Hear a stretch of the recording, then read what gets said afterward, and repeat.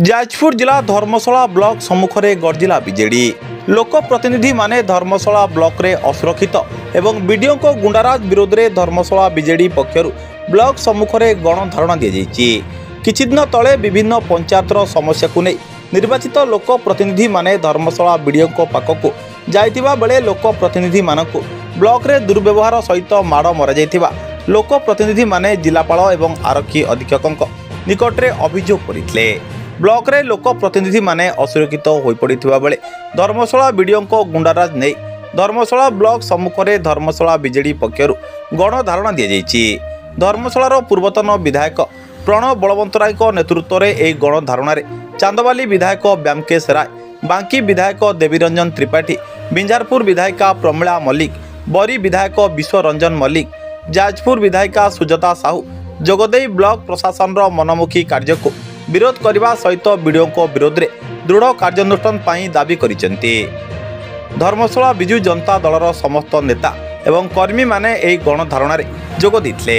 Bureau report सूर्यास्त news. निश्चित भाव में आज आम धर्मशाला ब्लॉक आगे विजु जनता दल तरफ जो विक्षोभ करा जी बीडीओ अच्छा ये ब्लॉक टाक बर्तमान गुंडाराज कैपिटाल करके रखिंट। पीआरआई मेंबर माने ब्लॉक को आसी पाना जो मैंने विजु जनता दलर पीआरआई मेंबर जिला परिषद आम चेयरमैन वाइस चेयरमैन आम सरपंच समिति सभ्य ब्लॉक आसी पाना ये बीडीओ गुंडा आम पीआरआई मेंबर मान ब्लॉक रे पुरे दौना। जदि पीआरआई मेंबर माने ब्लॉक रे सुरक्षित नुहति ये जनसाधारण कौन अवस्था कौन होता आपण मैंने निश्चित भाव में जापे। तो मुझे माध्यम ये बीडीओ को कहवाई चाहूँगी ये गुंडागिरी निवृत्त रुहतु नहले आगामी दिन में ये आंदोलन को आम आहरी तीव्रतर करूँ। आगामी दिन में दरकार पड़े कलेक्टर ऑफिस एसपी ऑफिस घेर को पछघुंचा देबू। लोक प्रतिनिधि मानक गणतंत्र व्यवस्था अनुसार सम्मान देवार आवश्यकता रही। नूतन सरकार प्रतिष्ठित है भारतीय जनता पार्टी सरकार ओडिशार विभिन्न जगार धर्मशाला हूँ तार गोटे उदाहरण।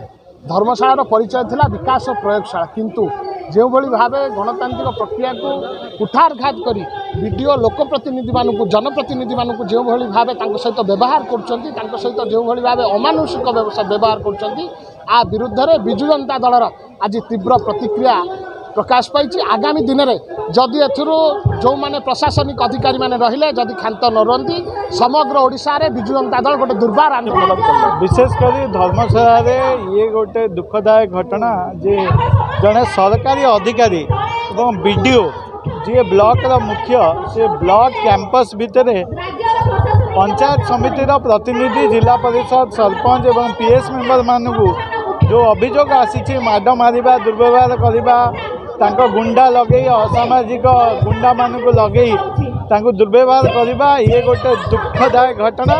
एवं आम ए विषय गत 28 तारिख में जिलापाल को एसपी को जनईलु जेहेतु किसी से पर्यंत शुणी ना से आज ये गणधारणा एवं समस्ते धर्मशालावासी ये गोटे जड़े सरकारी ऑफिसर जड़े सरकारी संस्था भितर जो मानक सांगे नहीं टीम मेंबर को दुर्व्यवहार देखा गोटे बड़ा निंदनीय घटना।